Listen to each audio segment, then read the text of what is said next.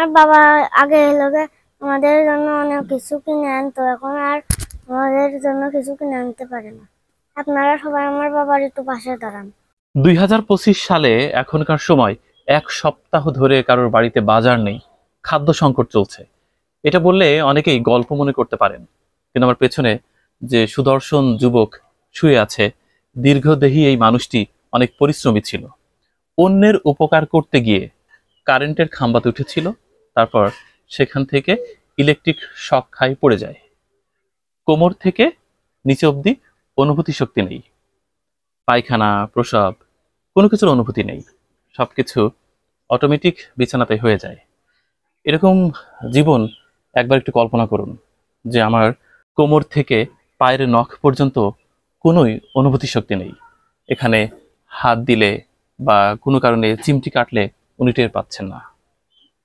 মাথার পাশে বসে আছে তার মেয়ে, 3টা সন্তান আলী ইমামের। বড় সন্তানের বয়স 11 বছর, মেজোটা 9, ছোটটা 2 বছর। এই ছোট ছোট বাচ্চাদের মুখের দিকে তাকিয়ে আজকে এই ভিডিওটি শুরু করতে হচ্ছে। আপনি জেনে অবাক হবেন, ঝিনাইদহ সদরের সুরাট ইউনিয়নের রতনহাট গ্রামের ছেলে আলী ইমাম। দীর্ঘদেহী পরিশ্রমী মানুষটি শুরু করছিল সংসার জীবন। সংসারটা নিয়ে এখন আমি অনেক কষ্টে আছি। মনে হয় না যে আমার চেয়ে কষ্টে এই পৃথিবী কেউ আছে। আমার 3টা সন্তানদের মুখ থাকি আপনারা যতটুকু পারেন সহযোগিতা করেন। আমার কাছে মনে হয় যে তার বাপ যদি আজ সুস্থ থাকতো, তাহলে আমার মনে হয় যে আমার মানুষের দিকে তাকানো লাগতো না। আমার 3টা সন্তান নিয়ে মানুষের মুখ তাকায় থাকতে হয় যে দুটো ভাত কিংবা একটা জিনিস কে দেবে, সে সময় আমার সন্তানকে খাওয়াবো, এইভাবে আমি মানুষের মুখ তাকিয়ে থাকি। আমার স্বামী তো পারে না, কিছুই সে পারে না। সে বিছানায় শুয়ে থাকে, এই 2 বছর সে বিছানায় পড়ে আছে। পেশাব পায়খানা সে কিছুই করতে পারে না। সে কোনো খাবার খাবে সে তাও পারে না। আমি তার সামনে দেব, তুলে দেব, তার সামনে দেব, সবকিছু গুছাইয়ে দেব, সে তারপরে খাতে পারে। তাছাড়া সে নিজে ইচ্ছাকৃত ভাবে উঠতেও পারে না, বসতেও পারে না, খাতেও পারে না, সে কিছুই করতে পারে না। সবকিছু আমার করা লাগে। মানুষ মাছ গোশ খায়, আমার ছেলেবেলে পায় না, খায় না।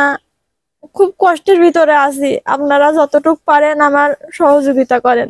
এই যে ঘরটি দেখছেন, এটাও সরকারি ঘর। তবু তিনি অনেক সুখে ছিলেন। কন্যা পুত্র তাদেরকে নিয়ে দুবেলা দুমুঠো ভাত খেয়ে বেঁচেছিলেন। কারোর কাছে হাত পাততে হতো না। কিন্তু 2 বছর যাবত প্রতিবেশীরা কতটুকু হেল্প করবে? তার চিৎকার চেঁচামেচির জন্য প্রতিবেশীরা রাতে ঘুমাতে পারেন না। এখন চিল্লানোর জ্বালায় এলাকায় লোক বিতৃষ্ণা হয়ে গেছে, থাকতে পারে না। একটা লোক 1 দিন 2 দিন দিতে পারে, এর বেশি তো দিতে পারে না। তাই সবার কাছে আকর্ষি, তার দিকে মানবিক দৃষ্টিতে তাকাইয়ে কিছু একটা যদি করা যায় সেটা হবে উত্তম। মেয়েদের অনেক প্রশ্ন, বাজারে মাছ পাওয়া যায় না, বাবা এখন আর বাজার করতে পারে না। সবাই প্রতিবেশীর দয়া দক্ষিণার উপর চেয়ে আছে। এমন দুরবস্থায় একটি মানবিক আবেদন করছি আলী ইমামের জন্য।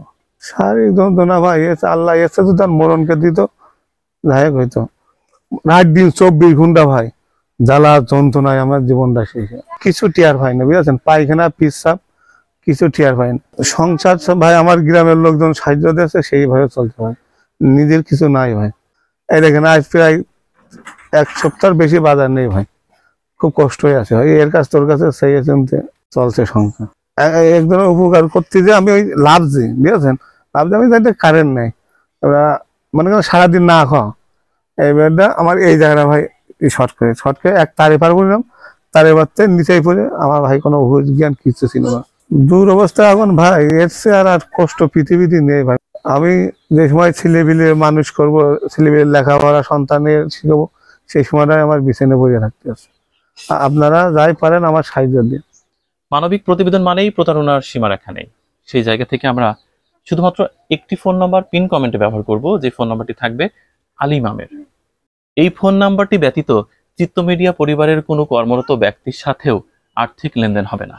শুধুমাত্র আলী ইমামের সাথেই আপনাদের যোগাযোগের বিশ্বস্ত মাধ্যম দেওয়ার চেষ্টা করব। আপনারা চাইলে তাকে ভিডিও কলে দেখবেন কিংবা তার সাথে ফোনে কথা বলে তারপর সহযোগিতার হাত বাড়াবেন। আমরা চাই যারা মাজলুম তাদের কাছে সহযোগিতা পৌঁছাক। তার পরিবারে এই মুহূর্তে একটু চাউলও নাই, বাজার নেই, খাওয়া দাওয়া নেই, তার মেয়েগুলো না খেয়ে অবস্থায় আছে। আমরা চাচ্ছি মানবিক মানুষগুলো তার এই বিপদের দিনে এগিয়ে আসুক। দেখুন, এই মানুষটি অনেক হ্যান্ডসাম, অনেক সুদর্শন, কিন্তু বিপদ তো আর বলে কেউ আসে না। স্রেফ একজন মানুষের উপকার করতে গিয়েই খাম্বাতে উঠলেন, যেহেতু তিনি এই ইলেকট্রিক্যাল কাজগুলো ভালো পারেন। তারপর শক খেলেন, পড়ে গেলেন, মেরুদণ্ডের হাড় ভেঙে গেল, কিছুটা অপচিকিৎসা হলো। টাকার অভাবে উন্নত চিকিৎসা থেকে বঞ্চিত হচ্ছেন। প্রথমত তাকে খাইয়ে বাঁচিয়ে রাখতে হবে, তারপর চিকিৎসার চিন্তা। আমরা চাইছি দেশে প্রবাসে কিংবা যে যেখান থেকে আমাদের সাথে যুক্ত আছেন, ভিডিওটি দেখছেন, আলী ইমামের পাশে দাঁড়ান।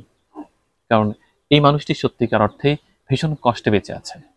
তার দুরবস্থা, তার যন্ত্রণা দেখে আমি সত্যি মর্মাহত হয়ে গেছি। এখানে প্রতিবেশীরা যারা আছে কেউই অশ্রু সংবরণ করতে পারছেন না।